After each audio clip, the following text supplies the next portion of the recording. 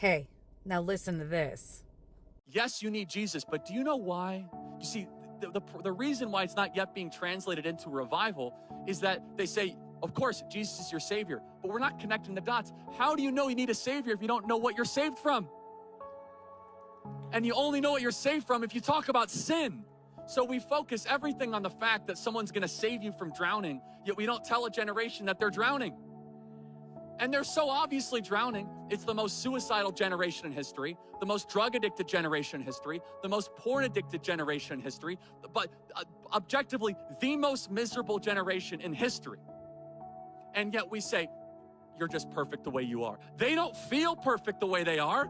They're telling you that everything is not okay. They're telling you that something is wrong. And the message that Christianity gives you is, well, he gets you, or whatever that commercial is, right? Everything's fine. No, that's actually not how you win young people over. You win them over being like, you know what? You know why you're miserable? Because you're not following God's laws and commands. That's why, actually. And you'll never actually follow all of them. And that's why you need a Savior. Because if you don't have a Savior, then you're going to end up in a not very good place. And you won't end up being enough. Boom, mind blown. By the way, this is not like the Charlie Kirk thing. This is how the gospel was taught successfully for 2,000 years. And the last 40 years, we decided to hyper-modernize it, and it's been a failure, everybody. And that is the most important thing. Wow.